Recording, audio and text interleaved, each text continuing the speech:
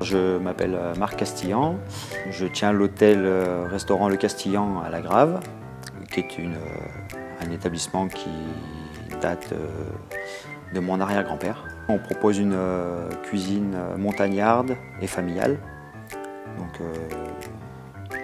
des produits assez simples, on essaye de les travailler et de valoriser nos produits locaux.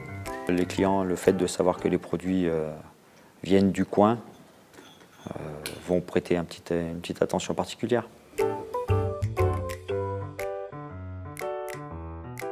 Notre restaurant s'appelle l'Hôtel d'Izoard. C'est un restaurant et également un hôtel et un bar.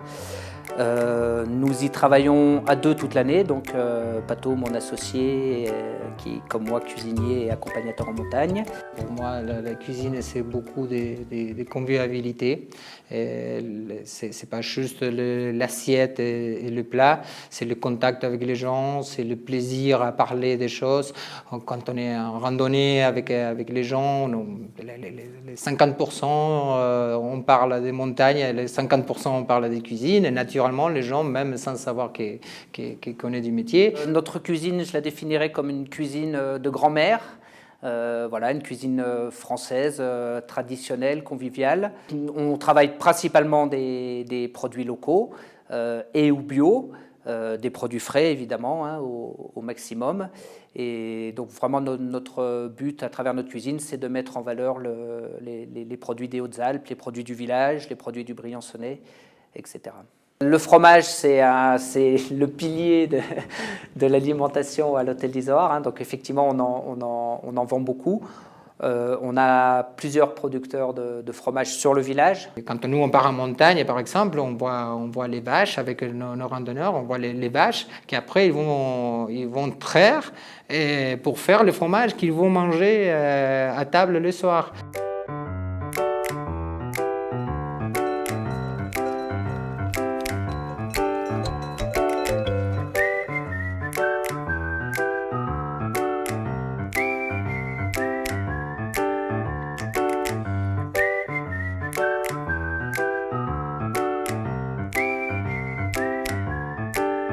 Moi, c'est Christian Blanc, donc je suis éleveur bovin-lait sur Arvieux, donc à une altitude de 1600 mètres d'altitude.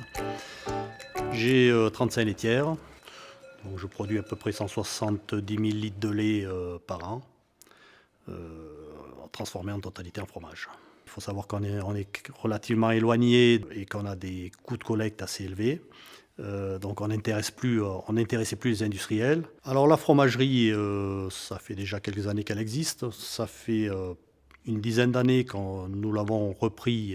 Donc quand je dis nous, c'est-à-dire avec une dizaine de producteurs de lait, nous l'avons repris à notre compte.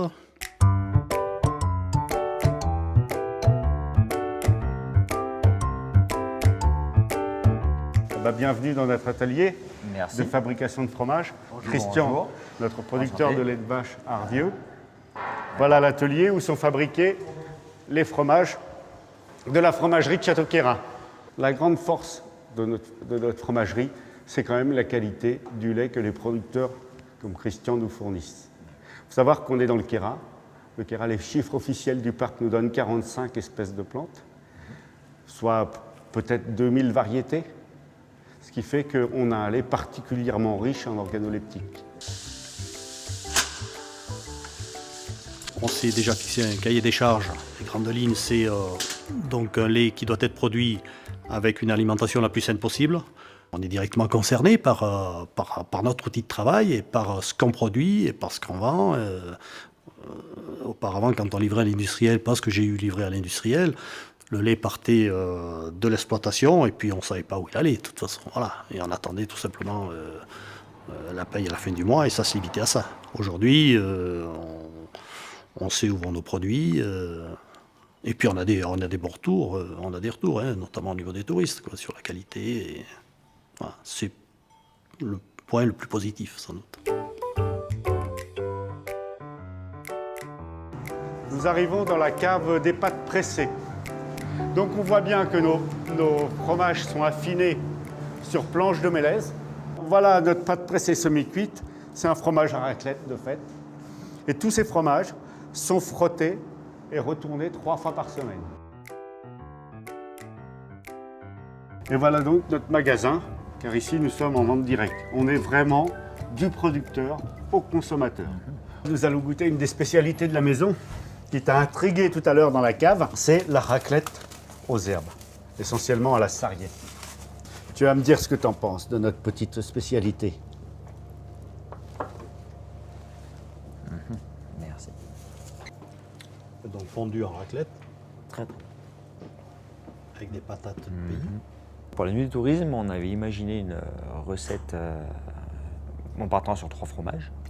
Donc forcément le bleu du Queyras.